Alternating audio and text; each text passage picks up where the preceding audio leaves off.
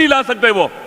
یہ ساری تباہی و بربادی وطن کے اندر بلوچستان سے لے کر جی بی تک یہ انہی کی وجہ سے ہے جو رول آف لا کو پاؤں تلے رونتے ہیں، جن کے نزدیک آئین کی کوئی حیثیت ہی نہیں ہے. ابھی جو آئینی ترمیم کی ہے انہوں نے اسلام آباد کے اندر، دیکھا آپ نے آئین کا قتل کیا ہے. آپ دیکھیں جب سے یہ لوگ آئے عوام کے حق کے لیے کوئی کام نہیں کر رہے. یہ جھوٹ بولتے ہیں کہ ہم امن لانا چاہتے ہیں، ہم معاشی حالات کو بہتر کرنا چاہتے ہیں. ان کا کیا درا سب کے سامنے ہے. لہذا ہمیں توقع ہی نہیں ہے. مختصر کرے جی. یہ بعض اوقات انسان اچھے نعرے لگاتا ہے، عناوین اچھے رکھتا ہے، لیکن مقصد اس کا بڑا خطرناک ہوتا ہے. جیسے کہ ویسٹ کیا کہتا ہے، ڈیموکریسی کی بات کرتا ہے، جمہوریت کے نام پر جمہوریت کا قتل کرتے ہیں. جس ملک میں ہم رہ رہے ہیں پاکستان اسٹریٹجیکلی بہت اہم لوکیشن رکھتا ہے، بہت اہمیت کا حامل ہے. تقریباً 5 سے 6 ارب انسانوں کی کنیکٹیوٹی کا ہب ہے. اور پھر اس دور کو دنیا کے بڑے بڑے مفکر، انٹلیکچوئل، سیاستدان shift of power from west to east کا دور کہہ رہے ہیں کہ پاور ویسٹ سے ایسٹ کی طرف شفٹ ہو رہی ہے. تاریخ میں یہ سرکل ہمیشہ چلتا رہا ہے.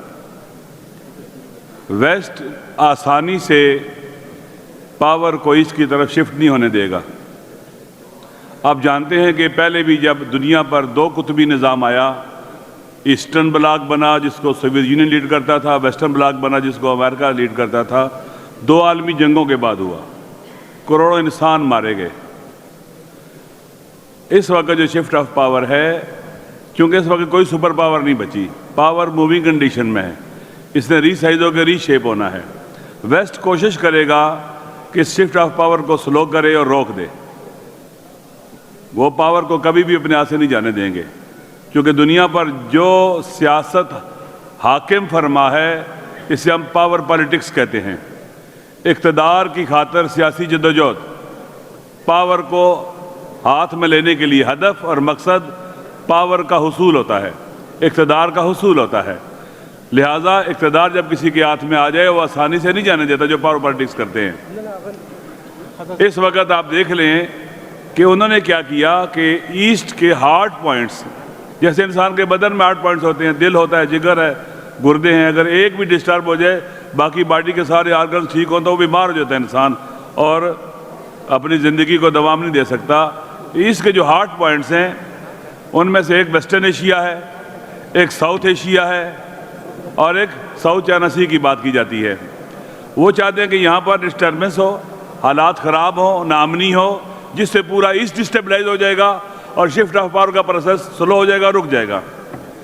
جبکہ جب ایسٹ کی طرف پاور شفٹ ہو رہی ہے اور اس نے ہونا ہے کیونکہ ایسٹ کے اندر وہ تمام کے تمام بنیادی لوازمات موجود ہیں جو ایک دنیا کو لیڈ کرنے والے کنٹیننٹ کے اندر ہونے چاہیے، ہر لحاظ سے رچ ہے ایسٹ، ہر لحاظ سے.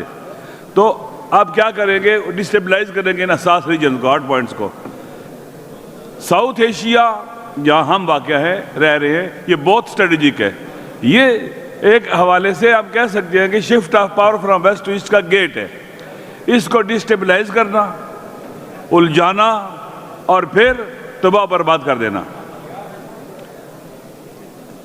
پاکستان کا امن، ساؤتھ ایشیا کا امن پورے ایسٹ کا امن شمار ہوگا. ہمارے ایسٹ کی دشمن فورسز اور قوتیں چاہتی ہیں کہ یہاں پر حالات خراب ہو جائیں، ناامنی ہو، مشکلات ہوں، معاشی بحران ہو، سیاسی بحران ہو.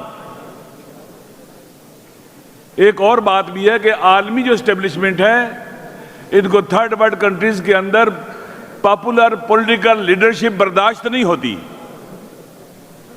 اگر تاریخ کا مطالعہ کریں ہمیشہ جو پاپولر پولیٹیکل لیڈرشپ ہوتی ہے یا اس کو فزیکلی اسیسینیٹ کرتے ہیں یا اس کی شخصیت کو خراب کرنے کی کوشش کرتے ہیں اور اس کی شخصیت کو قتل کرتے ہیں.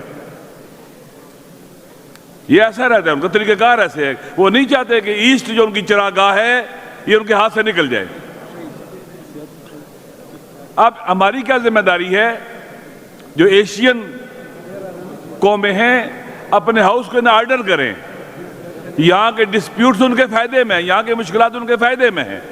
پاکستان کو بھی پرامن پاکستان بنائیں، پاکستان کو بھی اسٹیبل پاکستان بنائیں، یہ اپنی بھی خدمت ہے، ایسٹ کی بھی خدمت ہے۔ اور اس شفٹ آف پاور کے اندر جو ملک اپنا ہاؤس ان آرڈر کر لیں گے ان کا پاور میں حصہ زیادہ ہوگا، وإلا وہ irrelevant ہو جائیں گے۔ پاکستان کو irrelevant کیا جا رہا ہے، وہ قوتیں جو نہیں چاہتی کہ ایسٹ پاورفل ہو، پاکستان کو ویک کیا جا رہا ہے۔ یہاں پر جن لوگوں نے الیکشن لڑا، جیتا، پہلے تمام کے تمام وہ لوازمات مہیا کیے، ان کی مس کیلکولیشن تھی کہ وہ سمجھتے تھے کہ اس حکومت کو ہم گرا دیں گے، نئے لوگ لے آئیں گے، پھر ہم الیکشن کرائیں گے اور یہ ہار جائیں گے۔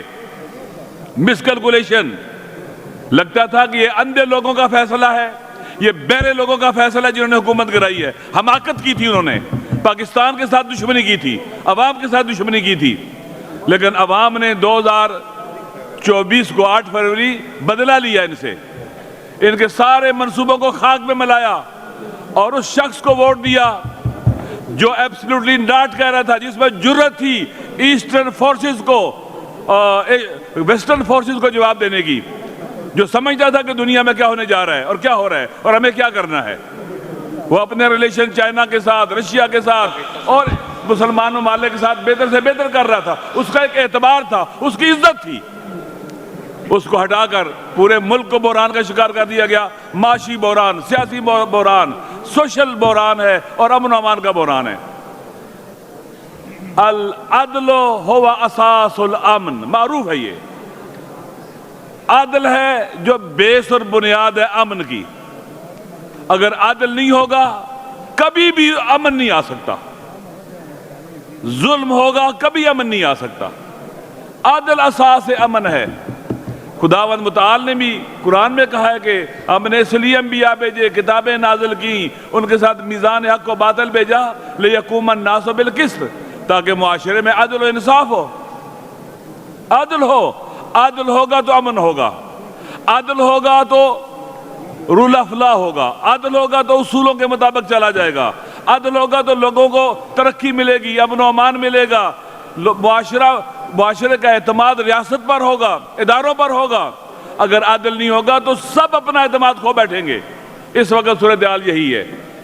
آپ سمجھتے ہیں کہ جنہوں نے ظلم کیا ہے، جو عدل کے قاتل ہیں، وہ امن لائیں گے؟ کبھی نہیں لا سکتے وہ۔ یہ ساری تباہی و بربادی وطن کے اندر، بلوچستان سے لے کر جی بی تک، یہ انہی کی وجہ سے ہے، جو رول آف لا کو پاؤں تلے رونتے ہیں، جن کے نزدیک آئین کی کوئی حیثیت ہی نہیں ہے۔ ابھی جو آئینی ترمیم کی ہے انہوں نے اسلام آباد کے اندر، دیکھا آپ نے، آئین کا قتل کیا ہے۔ آپ دیکھیں جب سے یہ لوگ آئے عوام کے حق کے لیے کوئی کام نہیں کر رہے، یہ جھوٹ بولتے ہیں کہ ہم امن لانا چاہتے ہیں، ہم معاشی حالات کو بہتر کرنا چاہتے ہیں، ان کا کیا درا سب کے سامنے ہے۔ لہذا ہمیں توقع ہی نہیں ہے۔ مختصر کرے جی۔ یہ بعض اوقات انسان اچھے نعرے لگاتا ہے، عناوین اچھے رکھتا ہے، لیکن مقصد اس کا بڑا خطرناک ہوتا ہے۔